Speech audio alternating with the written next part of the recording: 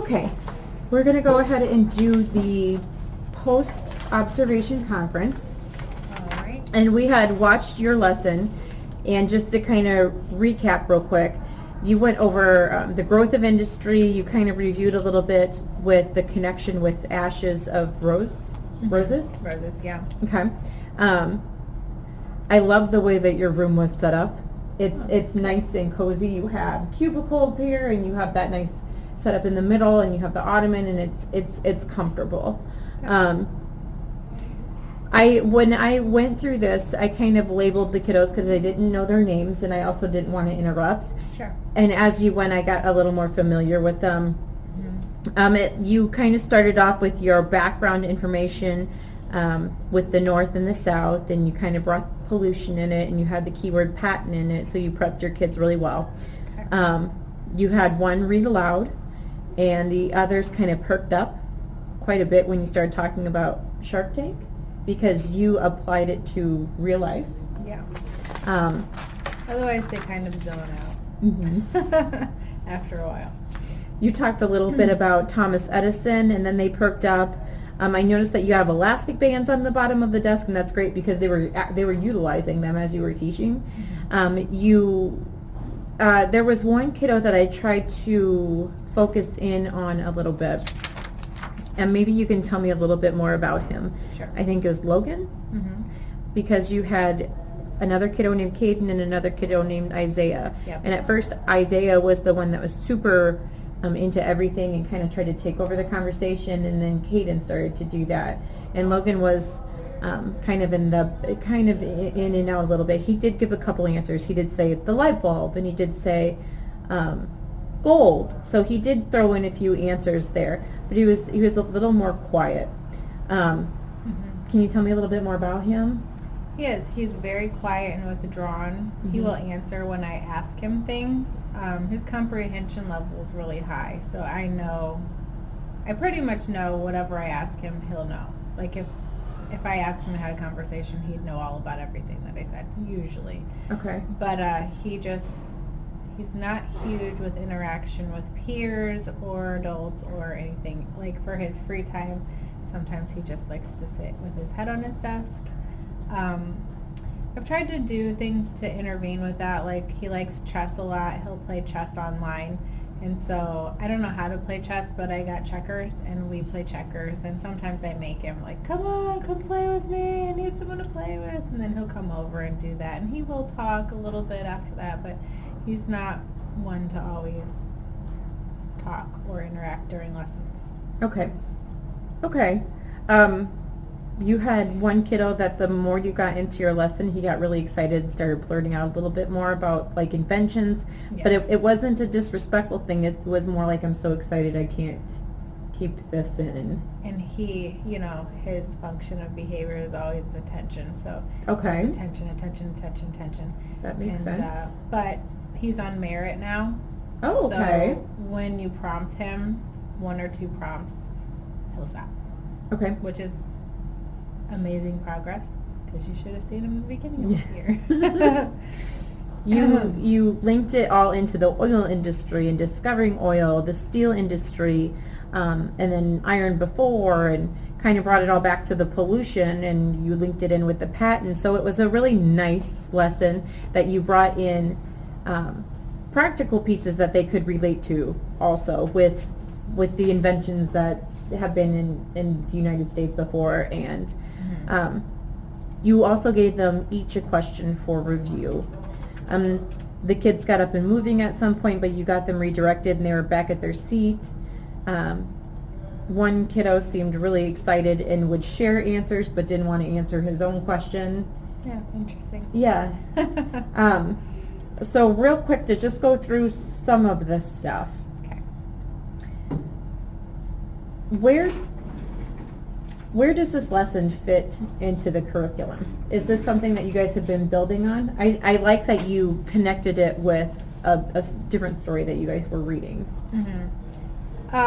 Well, Ashes of Roses is about an immigrant family from Ireland. They come over during the Industrial Revolution, and they're actually a part of, I forget the name of the building, but the one where they it burns down and they're all locked in, and that's when they come up with, it's right when they start working in unions and laws that you can't lock the doors so employees can get out.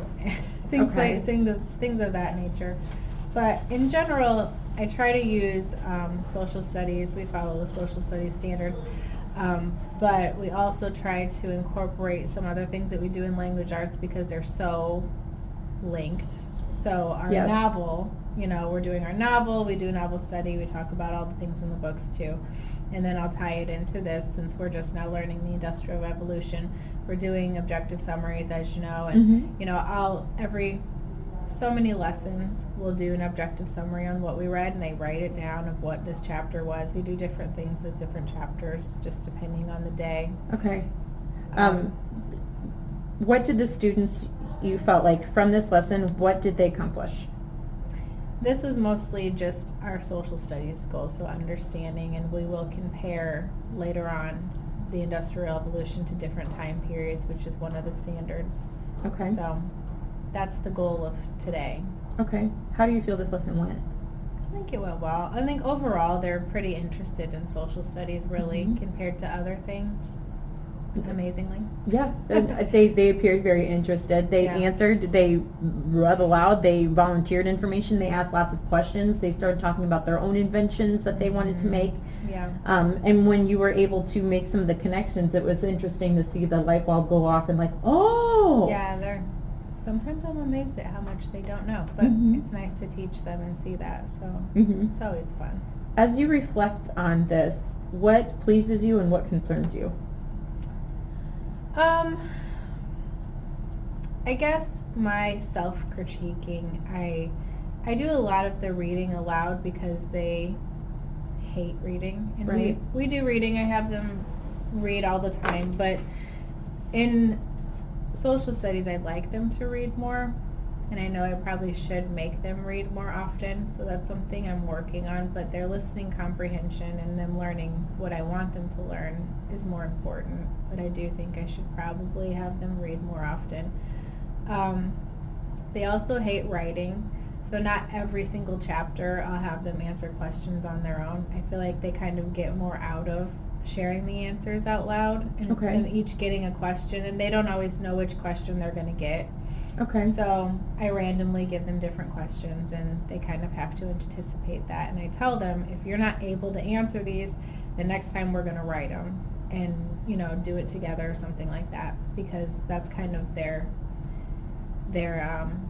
gift, is like doing it orally, which is what they prefer. Okay. So I struggle with that because, I know they need to write, but we do write in language arts all the time. Okay. So social studies, I don't push the reading aloud and the writing as much as I do other subjects. Okay. Do you think that you might get your one kiddo who doesn't seem to want to engage, you said has really high comprehension though? Oh yeah. He always knows what's going on. Okay. And he answered the questions well, even though your one friend tried to share a lot of the answers. I think he still came up with his own answers that were very different from what that child said. Yeah. What would be a way is there any way that we could, like, I know it may make him uncomfortable, how could we possibly increase his engagement? I could have him read. I could have them have to read once class or something. I could have them have peer discussions maybe. Okay. He wouldn't like that, but I'd have him try maybe, maybe encourage it with points because he likes points. There we go. Maybe give him some points for engaging in the lesson more. What you really wanted me to look for was the behavior piece, and your behavior seemed to be really under control. The only thing that I would, as an outsider coming in, the one that seems so quiet would be the one I would want more engaged, but it sounds like he does have pretty excellent comprehension. It's just beyond his comfort zone to do that. But maybe finding something a little bit more rewarding with that. Something that really helped with behavior was the setup of the circle in the middle and then their their little desk homes are over here, so they don't have their computers are never allowed in the learning center, Okay. and they know it's kind of a physical, you are now here, these are now your expectations. You know what I mean? Like, Okay. you work here, we're on task, we're not taking breaks, head shouldn't be down. Like Isaiah, I don't care if his head is somewhat down, as long as I can see him and he's engaging. Right. That's why Miss Carrie was like, sit up, blah, blah, blah. So that's helped with behavior, I think, that they know. Because when they were in their desks, sometimes they'd ask to stay there, and you have the distractions and different things they could be working on. In the middle, I give them what we're working on. There's no other options, which is nice. Is this a new setup that you have here? Well, it's been a whirlwind of a year. So yes, Yeah. Our old room, we didn't have anything like this in the middle. We didn't even have study carrels. So when we moved, I had a study carrel, and one of my girls, she's not here now, but she liked it and she wanted to sit there, and then everybody's like, I want one of those. And so they kind of made it their little homes. They have their little stuffies and their schedules of how the day goes, and everything that they need is in there. Their computers, their chargers, everything. Yeah, it really looks very nice, and it's all individualized to each one. Mm-hmm. So, I mean, and that would give them an opportunity to get away from each other and have that own It space is for their break. nice. Like, go to your room. It is nice. And some of our kids from Whitmire, he loves his space. He has his little bell I gave him for Christmas taped up, and all his little art, and it's like his little house there, It's awesome. So, it's cute. Just to kind of wrap it up, if you were to do this same lesson again in the future, what would you do differently? Well, towards the end, seeing how excited they were about inventions, I probably will milk that into the next lesson. I'll have them make an invention, and we'll do something with patents so they understand it further. Okay. Since Isaiah at the end still didn't remember what a patent was. So I think that because they're excited about it, we'll do something with that. But if I was to teach it over again next year, I probably would have blended it into an activity for today. Okay. Okay. It all looked really well. The little bits that you could or may change, it sounds like you've addressed, and it looks great. I mean, everyone was on task. Everyone showed that they had comprehension, and they had to demonstrate that to you through the oral questions. Mm-hmm. Do you have any goals that you have for yourself relating to this conversation, for just like a career plan, or you said social Overall, studies isn't really your shiny?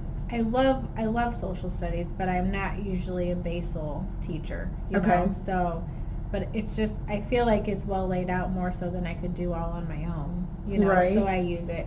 But overall, in general, with every subject, my goal is kind of to be more of a center-based learning. So I'd have a lot of centers, Okay. but I'm not there yet in many subjects, but I'm working on it. Okay. Because I do think that helps me be a facilitator instead of more, but I mean, our school needs a lot of direct instruction too, so Right. there's the balance that I need to find, but that's one of my goals. Okay. I'll go ahead and talk with you about that next time. Sure. And I can link you up with a teacher in high school that does center-based learning. I need to, I've been meaning to go and observe him, I just haven't had time. And I've that heard would- great things. Yeah, and that would help out, even though, and it may not work in this exact setting, but you can tweak, and we can certainly do that, and that's what TLCS and lead teachers are there for. Mhm. So they would need to take over here teaching for you for a period while you go observe that Mhm. teacher. So we'll get that start in the works. I've been meaning to do that because I've heard he's amazing. Mm-hmm. So yeah. Doesn't work for all, but it works for many. Well, I'd like to at least have it for an option. Yeah, absolutely. And I think with the class that has more behavior problems, it would help. Yeah. So. Alrighty. I'll go ahead and shut this off.